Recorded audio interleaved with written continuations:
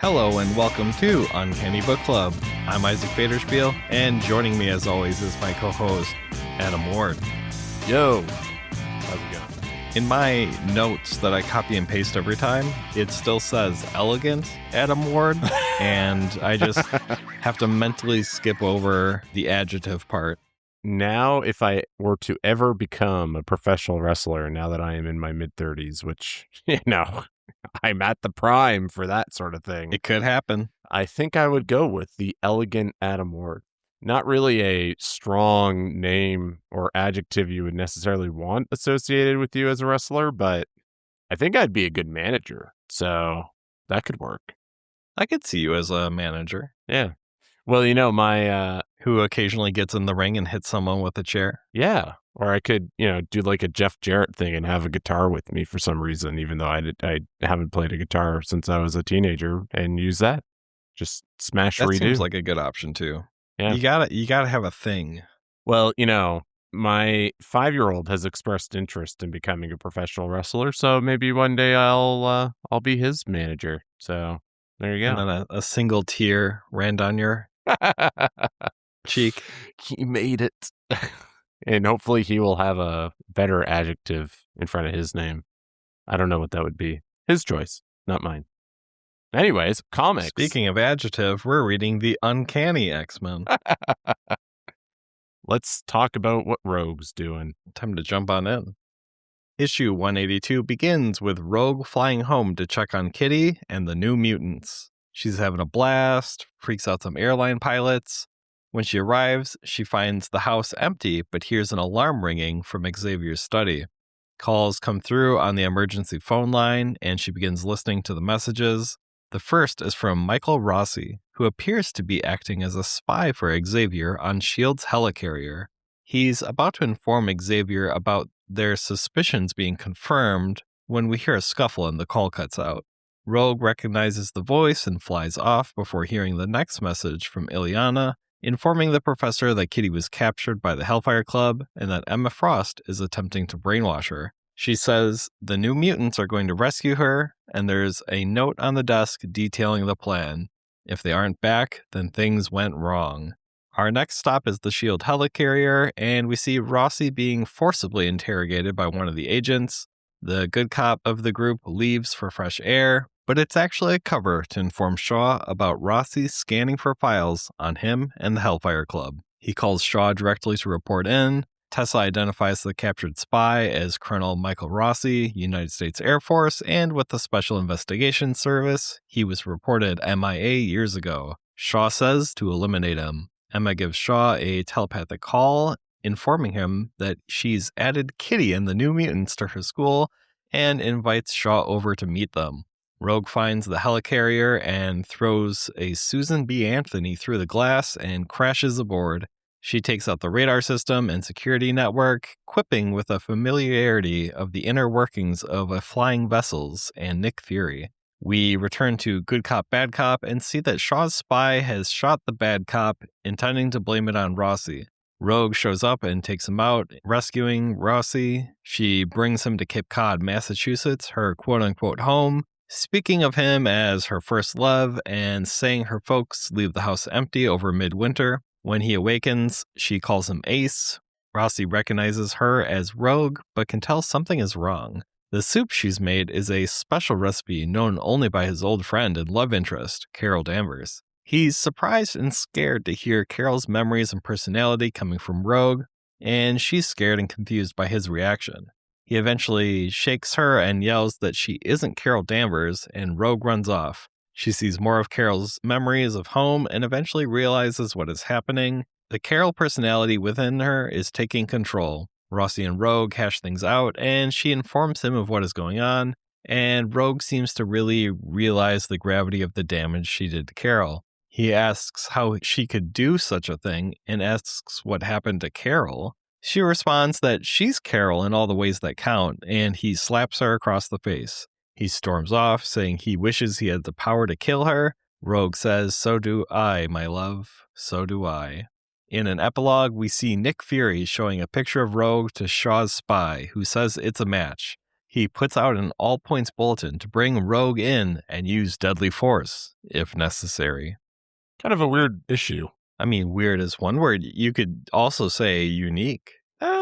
Yeah, you could. I didn't mind this one. I appreciated getting like some solo time with Rogue. And I don't know that we've really explored this double personality that she's kind of suffering with, at least as clear as it's laid out here. No, I agree. I really like that we're dipping in both to spend a little bit more time with Rogue and also to really showcase what exactly is going on. Because until now, it's been like she stopped, she talked to Xavier, was like, I'm going crazy. And then it's been sort of, we haven't gotten anything, you know? It's been like, has Xavier fixed the situation? And now we get to see, like, you know, this is what we're dealing with here. Yeah, it's, as I said, nice to spend some time with her. And I guess getting this downside look at her powers as and not to say that this is kind of what would happen with many of the other times she uses them. We've seen like her in the last episode where she used her powers to try to help Colossus and was kind of minimally deformed for a time as she, for some reason, looked Carbonite-esque, but clearly not a case where she's retaining their memories in this way. Now, obviously, this is a very different situation compared to when she had her interaction with Carol, and it's I think the whole thing with Rossi was just the weird part for me. This, like, he was clearly uncomfortable, but then he like the slap is so out of place for me. Like, it's just a weird addition. No, I mean, it's probably very troubling to be, you know, conversing with a former supervillain who's like, oh yeah, like one of your oldest friends, I stole like every memory and like emotional attachment to anything she's ever had, and now I'm basically almost pretending like I'm her and treating you with an extreme level of familiarity. Carol really did just have a terrible time in the 80s, it would seem. And even the stuff with Binary, as we've talked before, was just poorly executed at times. As I said, like repeatedly when we went through those issues. It took too long to integrate her. Yeah, I think it would have felt more meaningful had she just felt more like a member of the team and was going out and doing stuff.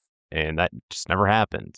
And until we got, you know, to the Brood stuff, and like she was a key player in that series and that saga, but she just always felt like she was kind of shoehorned in. They didn't really know what to do with her. And I don't know if that was a decision by editorial or, you know, Chris just felt really impassioned to include Carol in these stories. Now, we got a lot of cool aspects out of it, right? Like we got this kind of backstory of Carol and Logan, which was really cool. And I think it gets mentioned here again, right? That Carol and Logan were like on a mission and Rossi was involved in that as well. I'm not manifesting that, right? Like that is the thing that happened. No, that sounds familiar. I mean, it's been a couple weeks since I've read this, so I'm not as familiar as I'd like to be, but no, that sounds right. And they just keep like hyping up this really cool Wolverine backstory that we just haven't gotten to see yet. Yeah, I think we're both interested in seeing. Every time they talk about it, I'm just like, man, I want to see Secret Agent Wolverine, like doing Secret Agent stuff with Carol. Because even in that situation, I think Carol would have been powerless in the superhero sense. And that's my assumption. But Logan would have been, you know, powered up. I thought this was an interesting issue and a perspective. You know, it diverts a little bit from the current goings on. Not that there's like a ton that we're, you know, working within. We're kind of in that transitionary period. And I really like the focus on Rogue. Even with, you know, the Carol personality poking out, I do still think you get a little bit of sense of like who she is, or I guess like a sense of how maybe like the two of them combine to be. I really like that we kind of get some of that emotional growth out of her and to be like, oh man, what I did really, really sucks. But I mean, I don't know. Just compared to some of like the last few issues, I thought that this was just, it was a nice like one issue sort of plot. So we did get beyond that some fun moments, like the double agent that's embedded in Shield working for Shaw. And Speaking of which, Shield really needs to tighten up their shit. If there's two spies aboard at the same time, yeah, like and what's then going on up there? Nick Fury is just, totally oblivious to any of it, and just takes it at face value that Rogue must have been the one that killed this Shield officer. It was her. She did it. It's Rogue, who's so known obvious for using a gun. But we got a little cameo of Tessa. We did. Who we will later know her as Sage. Oh, yeah, that is Sage, isn't it? Yeah. I was unfamiliar with who Tessa was, so I did a little googly goo to acquaint myself with the character. And I wasn't like super familiar with Sage anyway. This looks nothing like Sage. Right? I think I read when I was reading through the X-Force Krakoa stuff, wasn't she like a part of that team? Yeah, she was their man in a chair. Yeah, okay. And her outfit's like very green, at least in the modern storytelling stuff, I believe. But I guess at a different point, she's also Bishop's buddy for doing mutant cop stuff. Oh, okay. Oh, that's fun. So there's a bit of a retcon that kind of happens later on with her character, which is why she looks so different here. She looks like a black outfitted Emma Frost, basically. Generic Black Queen. Yeah. But nonetheless, a cool little cameo, kind of adds some more depth to, everything that's going on with Shaw, and that he has pawns kind of all over the place at this time. And I think really adds to his character as being like a much bigger looming threat in the Marvel universe at this time than maybe some other villains who, are like when we look at the Brotherhood of Evil Mutants, they're going to go and brawl. They're just around to mess around. Although, as we saw in their confrontation with Colossus, they schooled him real good. So they've upped their game a little bit under Mystique, frankly. That's true. Well, she did have them train with Arcade. Yeah, thankfully, who has only shown extreme competence. Now that I look at the Tessa dialogue, now that you've mentioned that it's Sage, it makes a lot more sense. Like why she's able to look up who this random person is and like the unknown Sebastian, insufficient data. Do you know offhand, this all tracks more? Do you know offhand what her powers are?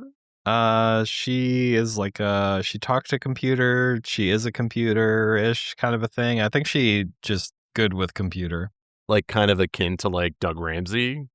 No, it's different. Like she's basically a supercomputer. Kind of like a technopath, I think is. I think something like that. Somewhere in that zone. Sage is a mutant whose brain functions as a supercomputer, granting her limitless data storage, instant recall, and rapid probability calculation. Low-level telepathy, the ability to jumpstart latent mutant abilities, and absolute conscious control over her own physiology. Isn't that like everybody? Don't we all have that power? Like you can like think about like, opening and closing your hand and it does it.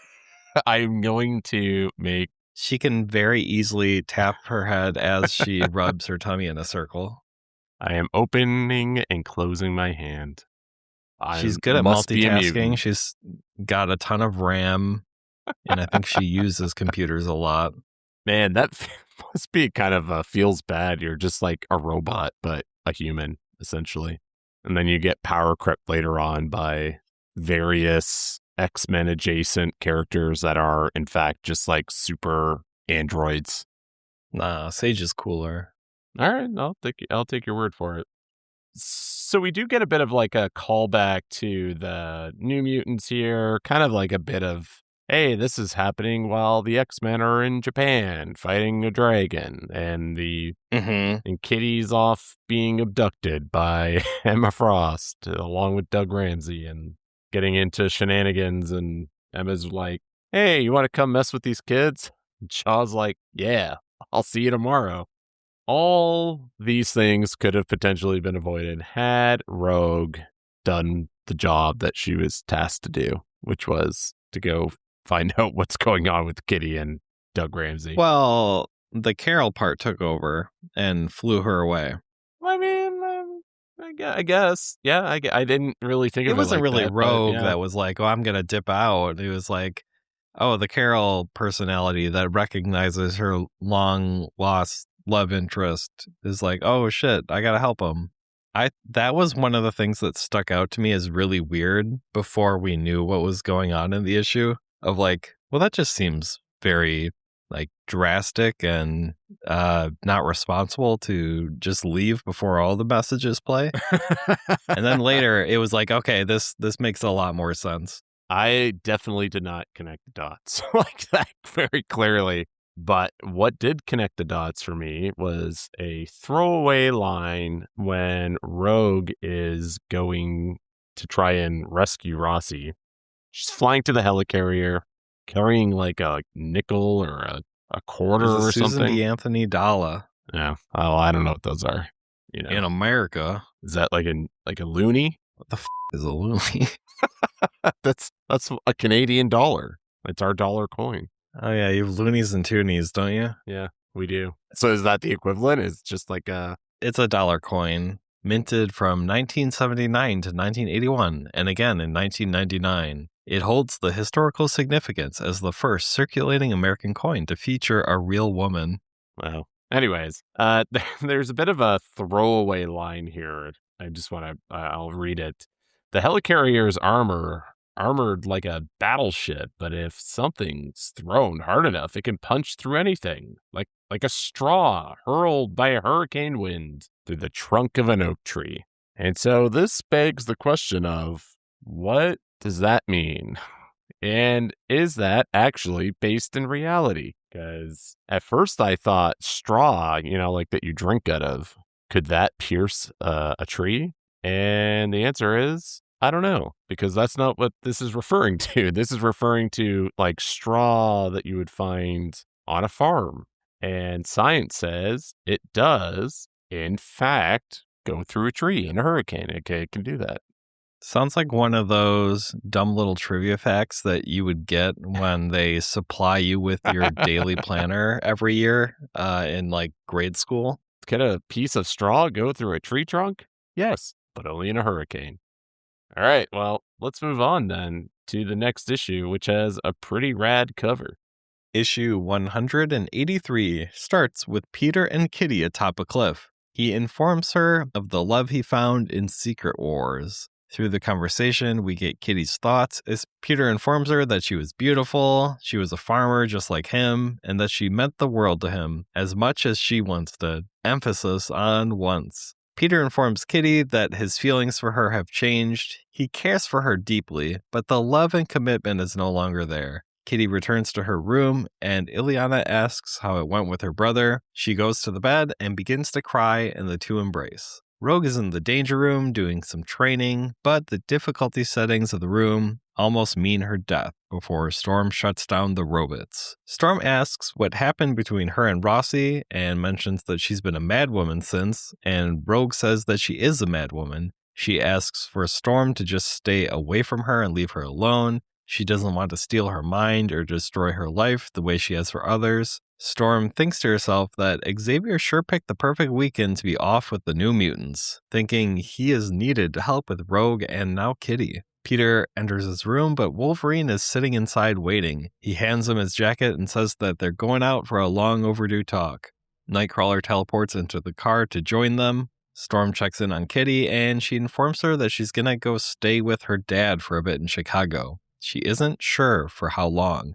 She embraces Aurora, saying that she hates him and loves him.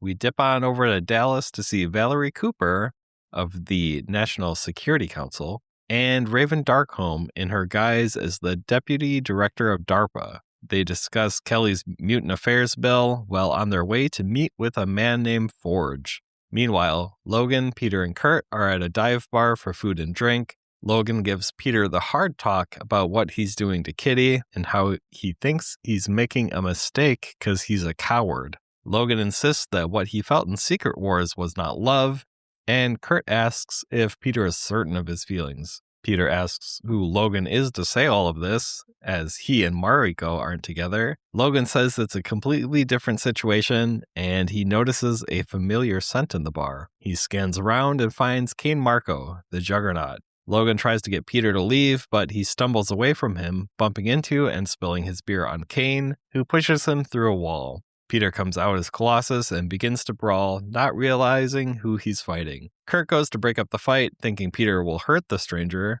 but Wolverine holds him back and tells him to enjoy the show. We see mixed reactions from the other patrons, including the woman who is with the Juggernaut cuddling up to a new man. The two clash back and forth, but Juggernaut is never in any danger of being defeated.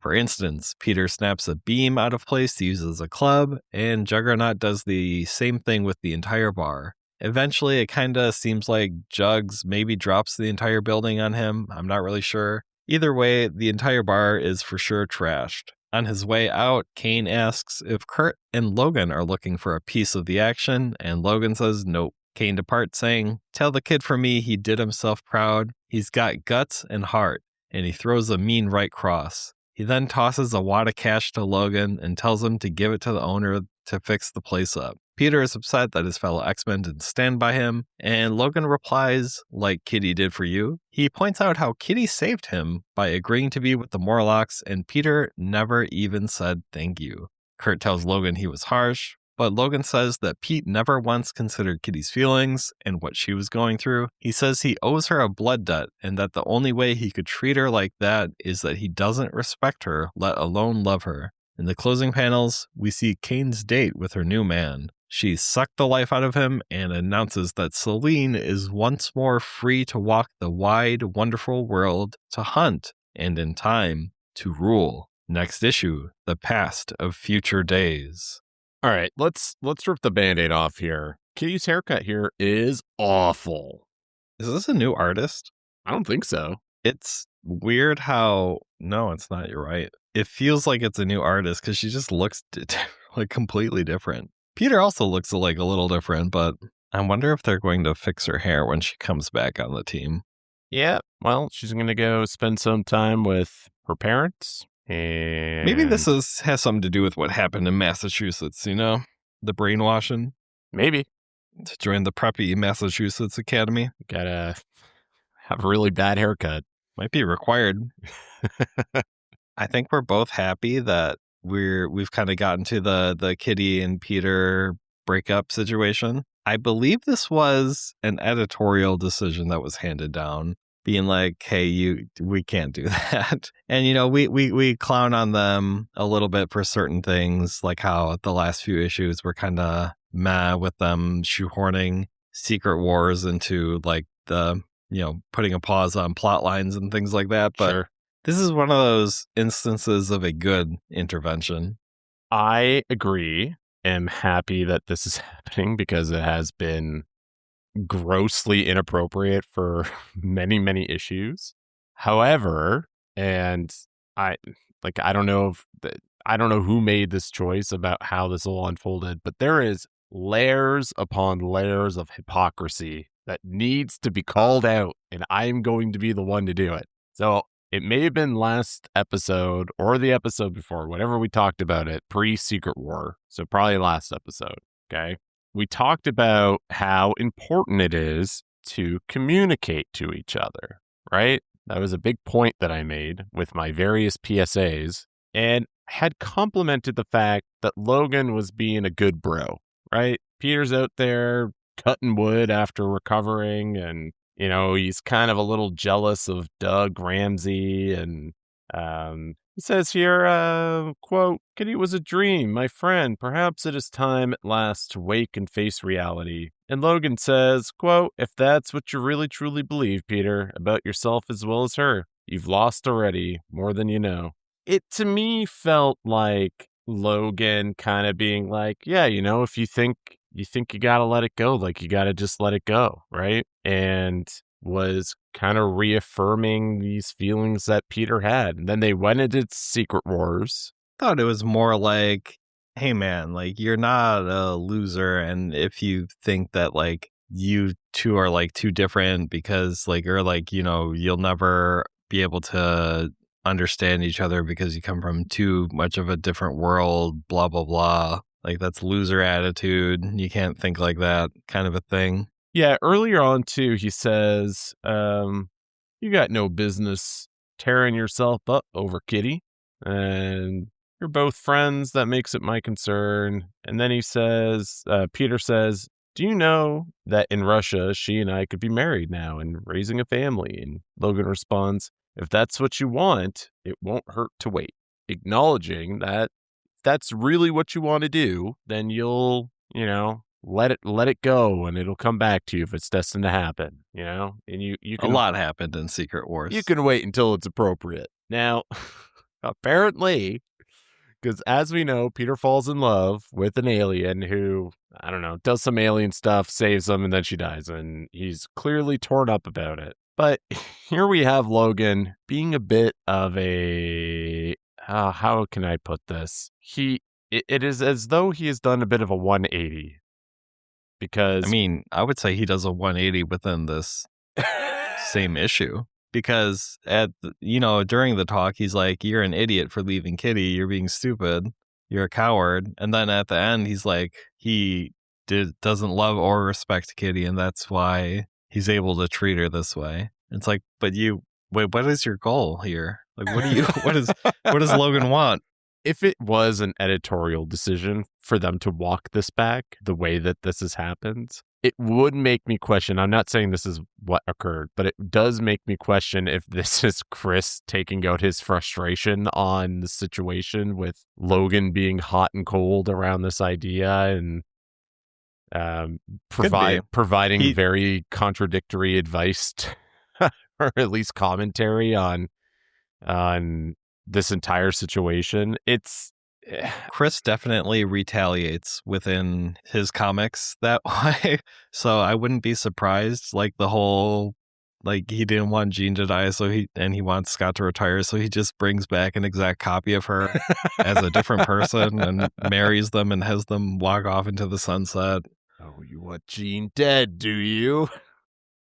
I'm not going to tell you what color her hair will be when we bring her back. Carbon copy of Jean Grey.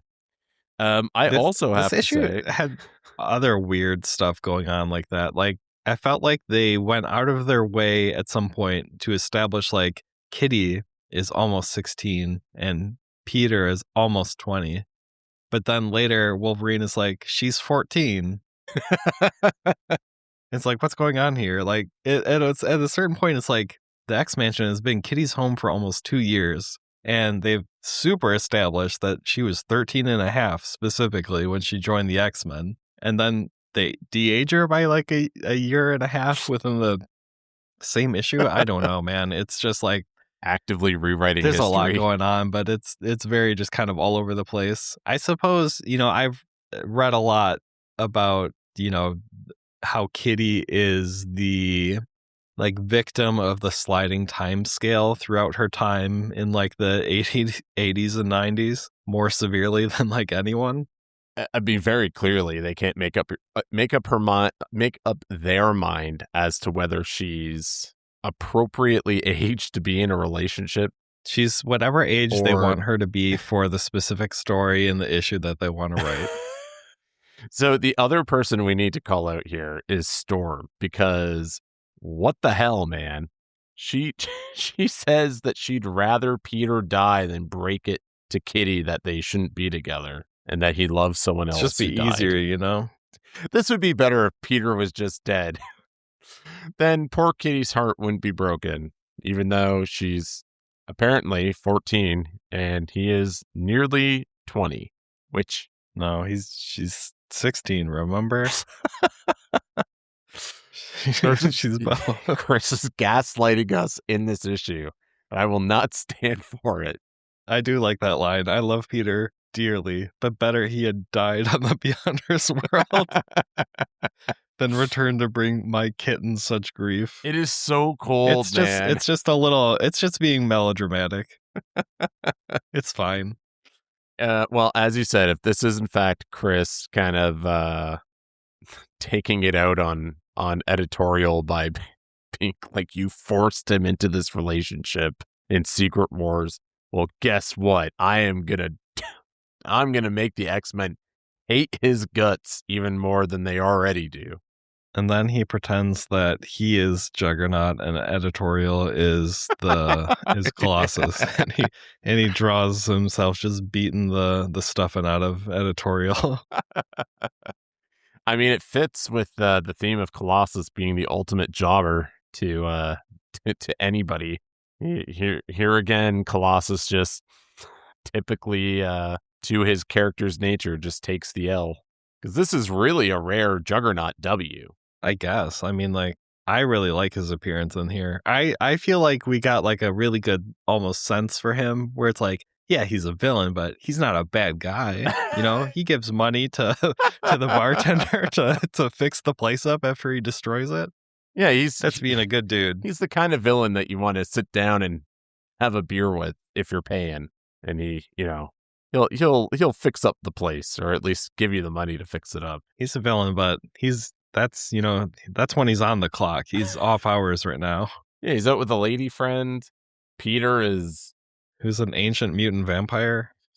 Drunk out of his mind here. Pouring booze on Kane Marco. I enjoyed the little fight we got too. It was a very fun bar fight. It was a fun issue in general, I thought. I just had fun with it. I made a note here. Juggernaut dropped the entire bar on Colossus, and it is exceptionally funny. It did seem it. So I was unsure, but is the entire building just collapsed on him? Well, we can see Colossus pulls a beam to try to hit Marco, and then the Juggernaut picks up the entire bar. Yep. And slams it. Whammo. Just drops it on him. And then everybody runs out of the bar. Yeah. But then, like at the very end... yeah, the entire building falls on him because... it looks like that, right? Yeah, he rips off a load-bearing wall, I'm guessing. Calls it the coup de grace. Yeah, the coup de grace. And foomph, the entire building falls down. Minor explosion occurs. And the Juggernaut just stands up and hands Wolverine some cash. And then just walks out away. To cover it. Walks away. Be seeing ya. Hopefully we do see him soon. Well, I mean, he must be doing something with... he's in town. With Cassidy, probably, right? Hopefully. I mean, it is his partner. With Black Tom. We haven't seen him in a while. The last time even with it being a... go on. I was going to say the last time we saw Black Tom Cassidy was when he tried to take over the Cassidy into Keep. the ocean. Yeah, he fell into the ocean. It's been a long time. It has been a long time. The same issue as the Leprechauns. Yeah, that's right. Oh, I forgot about the Leprechauns. I wonder things were wild back then. Do you think Sean Cassidy is just butting it up with the Leprechauns right now? Nah, he's in Scotland, living it up with Moira at the research facility. I bet Cassidy Keep is completely uninhabited. Well, he'll do Leprechauns anything. Live there.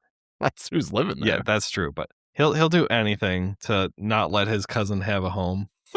It's just sitting there empty. Poor Black Tom. Poor Black Tom. I did enjoy that he had a bit of a positive arc in Krakoa.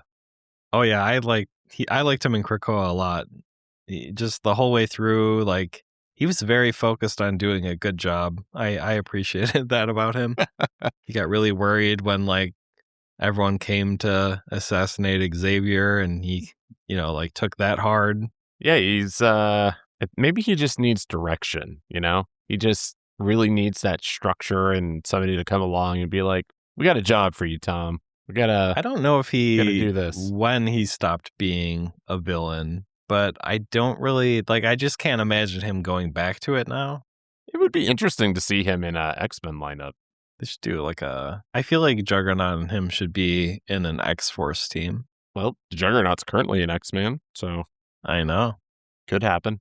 Him and Magic do have a good rapport going. Well, we still have one more issue to go. Wanna kick that off for us? We didn't even talk about Selene, but we can get to that in issue 184. Yeah, let's do it. Issue 184 begins with Raven and Valerie arriving to Forge's humble abode. And by humble abode, I mean weird holographic meets nature tech home place. An indigenous man storms out as they come in. Forge calls saying to find somebody else to take his place. And the man, neighs, says that they tried and failed and that Forge can't hide from his destiny.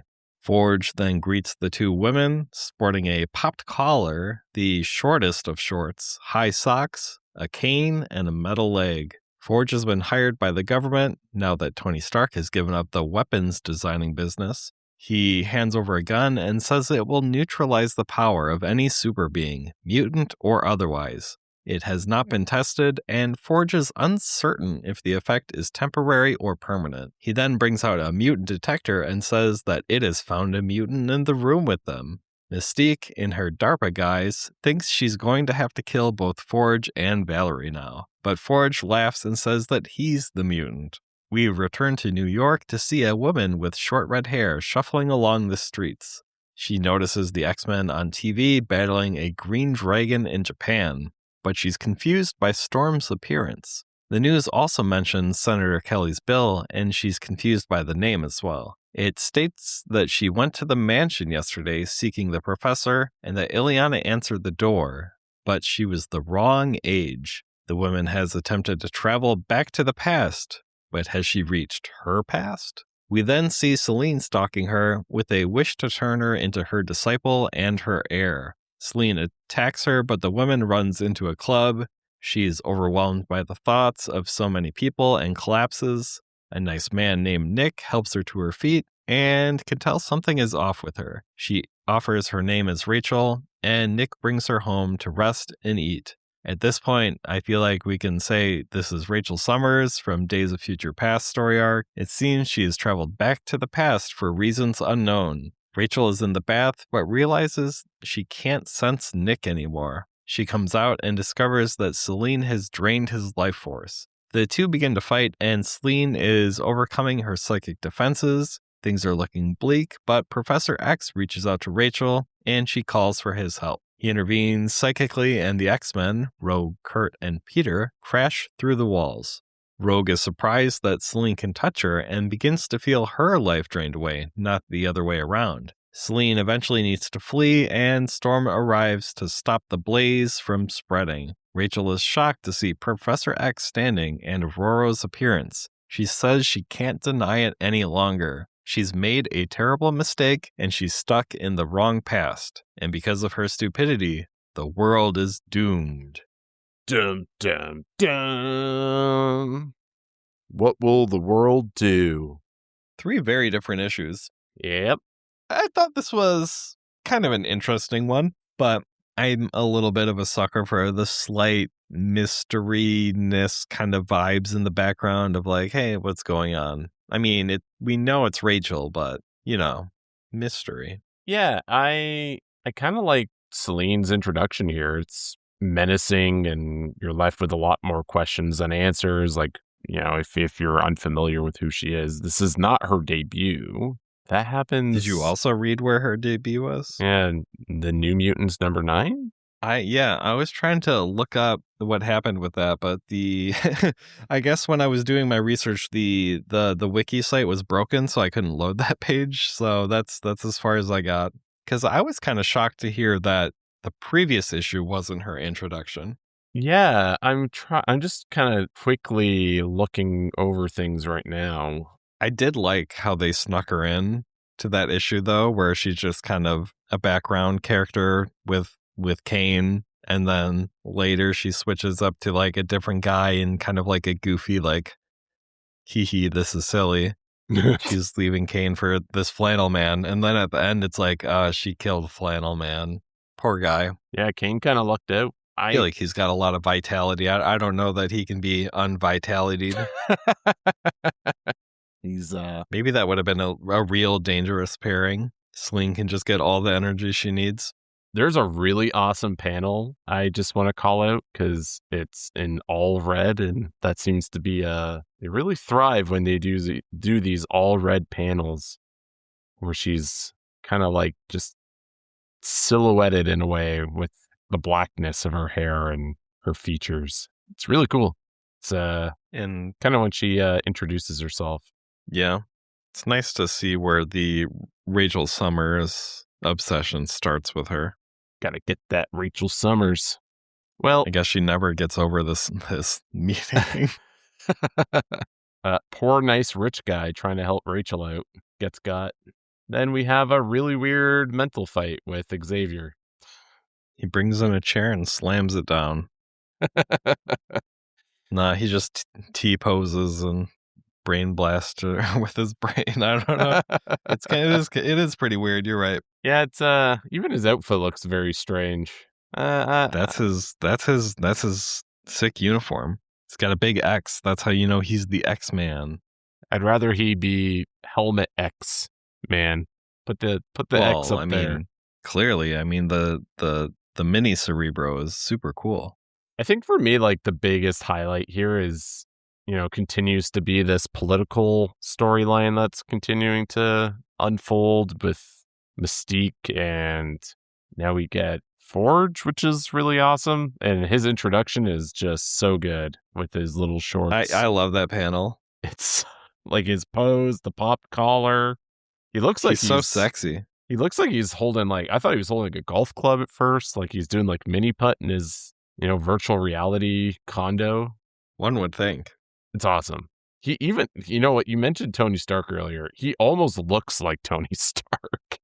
It's the mustache. It is the mustache. Yeah. Just fill it in, complete the circle, and you got a Tony Stark. Not back then. I think at this point, Tony was just mustache, and that was it. Interesting. I think. I'm not going to look it. I don't even know what to look up. Who can? I mean, the helmet doesn't have a mustache, so. But no, you're super right. This issue, I feel like, crams in a surprising amount of either moving things along or setting up new things for the future, where it's like, oh, we're introducing like Selene as an element, Rachel as an element, where, there's now this gun out there that can depower mutants for maybe forever, who's to say? And I mean, I guess Mystique has it now, basically. Gee, I wonder if this gun is going to come back and cause problems. Who could say? It leaves a Forge's gun, not Chekhov's gun. If you introduce a gun in issue 184, it needs to go off within 5 issues. Oh boy. I'm just guessing. I don't actually remember how far away like life death is, but I assume it goes off like right before that. Just judging by X-Men 97. I think we might see it sooner than that. I don't know. We'll find out. We might be sitting here next episode talking about it. The new mutant bill gets brought up again, causing quite the kerfuffle. Yeah, I really am looking forward to this payoff. Like whatever that's going to be, I'm all in. I'm ready.